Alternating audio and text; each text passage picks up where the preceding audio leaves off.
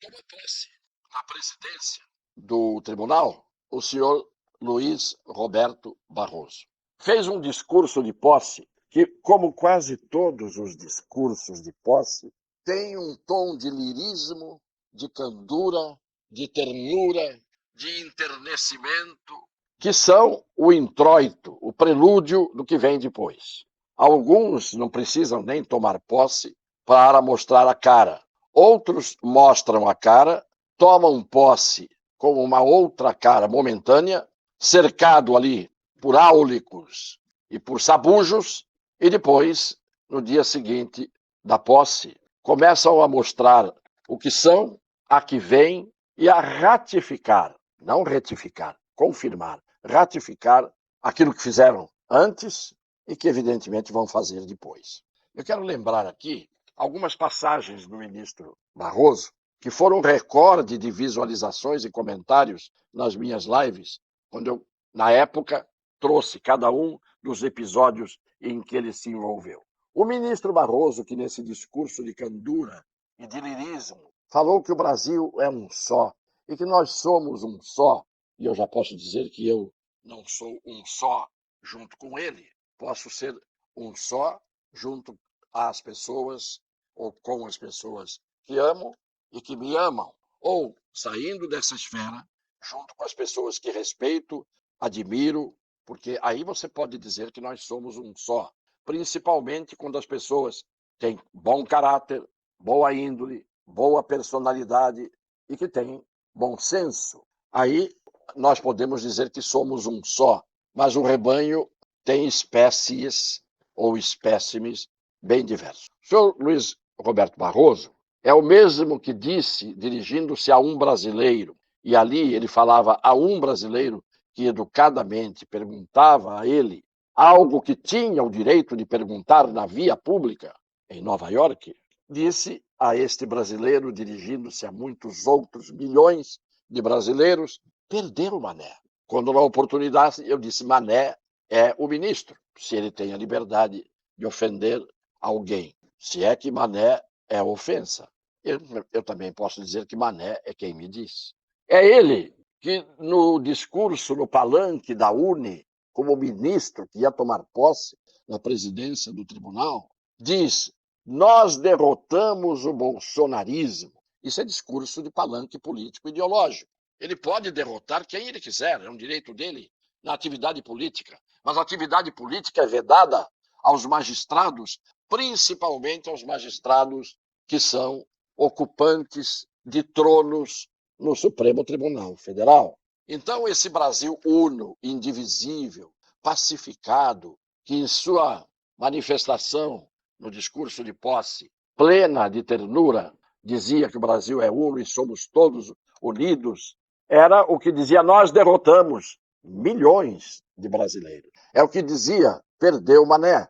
É o que dizia, numa outra manifestação, isto que aqui está na frente da deputada Tabata Amaral, nos Estados Unidos, para variar, ele disse, nós somos muito poderosos, nós somos a democracia, nós é que somos os poderes do bem, é preciso enfrentá-los, os do mal, segundo ele, mas sem a sensação de que perdemos.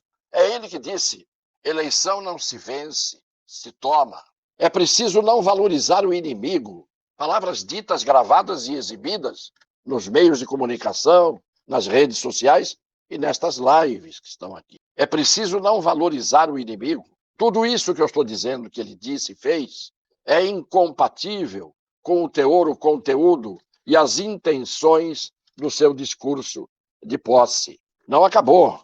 Ele disse que o ativismo do judiciário tem que acontecer e que há uma ascensão vertiginosa do poder judiciário em termos de politização, de ação política, o que é um dos maiores atentados dos muitos cometidos contra a Constituição da República Federativa do Brasil. E não bastasse isso, disse a uma senhora que o interpelou em Nova York, este é um dos problemas que estamos enfrentando, um déficit imenso de incivilidade, déficit porte imenso de civilidade. Portanto, é este agressivo, este que nomeia inimigos, este que derrota inimigos, este que age politicamente e não como magistrado, é que vem dizer as coisas que diz. Eu vou passar um trecho de uma live, de uma das minhas lives, daqui a pouco, para os senhores verem.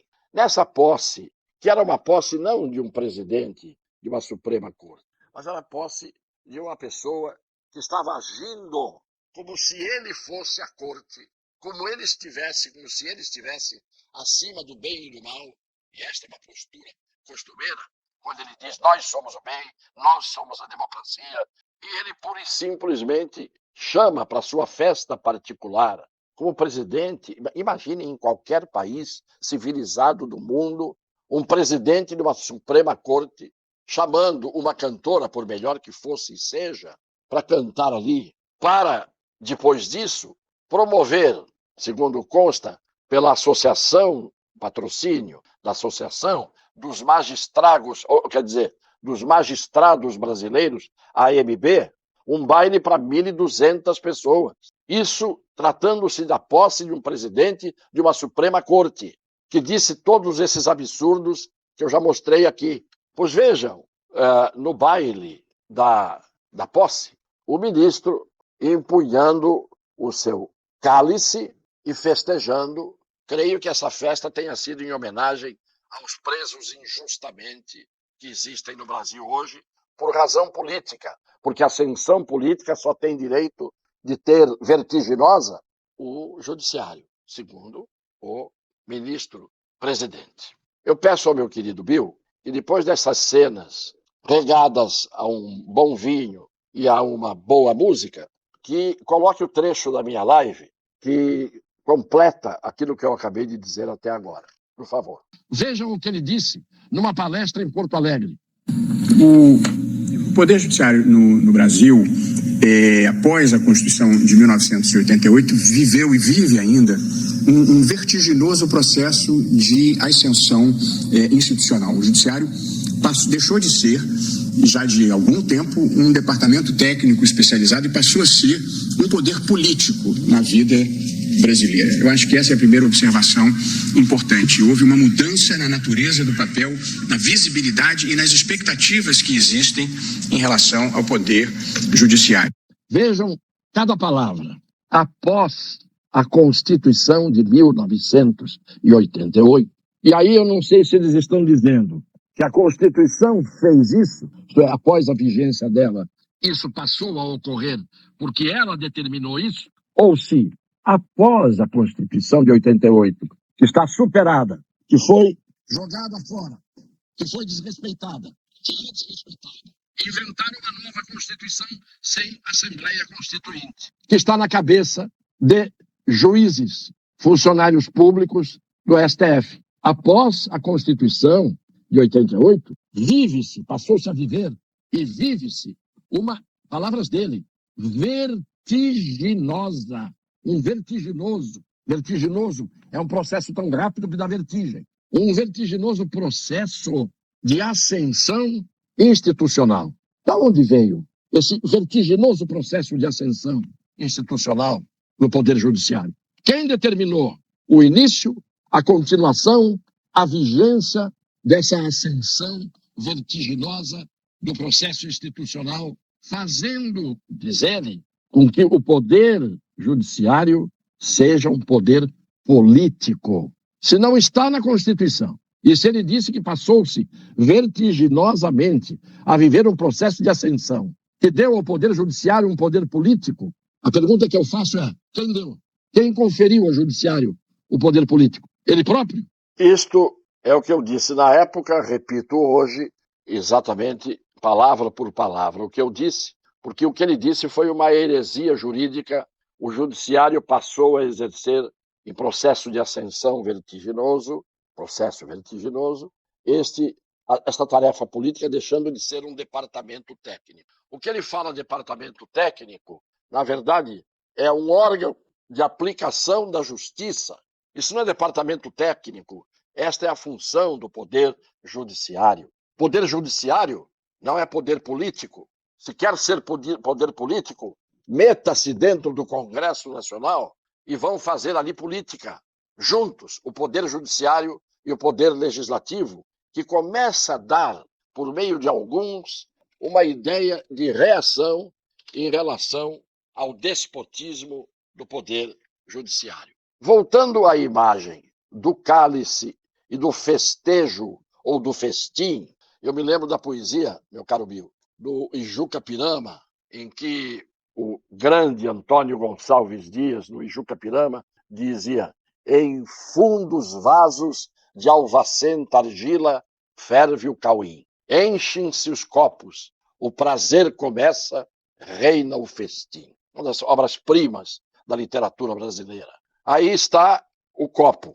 Então, eu vou terminar a live pedindo mais uma vez que compartilhem, comentem dizendo de onde são os nossos queridos seguidores, em que cidade moram, e vou terminar com uma letra que, paradoxalmente, foi feita por alguém que está longe de ser um inimigo da situação em que a gente está vivendo hoje em termos dos exercícios dos poderes. Mas vejam como, às vezes, a letra de uma música serve em várias as épocas, porque o figurino é absolutamente o mesmo. Quando há um regime de exceção, e como estamos tendo, a música serve sempre. E prestem atenção na letra, que vão ver que há algumas coisas que são alusivas ao que a gente vê hoje. Afasta de mim esse cálice, pai. Afasta de mim esse cálice.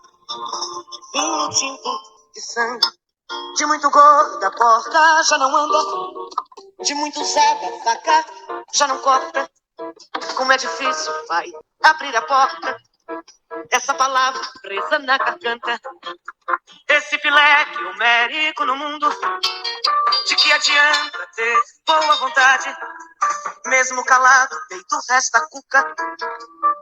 Dos bêbados do centro da cidade, pai. Afasta de mim esse cálice, pai. Afasta de mim esse cálice, pai. Afasta de mim esse cálice. Vinho tinto de sangue. Vamos continuar bebendo essa bebida amarga? Ela não me apetece. Que bebam os outros a bebida que quiserem, essa bebida amarga não me apetece. E não deveria apetecer a ninguém que esteja fora desse festim. Eles fazem o festim e nós reagimos. É isso o que o Brasil precisa se quiser continuar a existir. Um beijo no coração das pessoas de boa fé.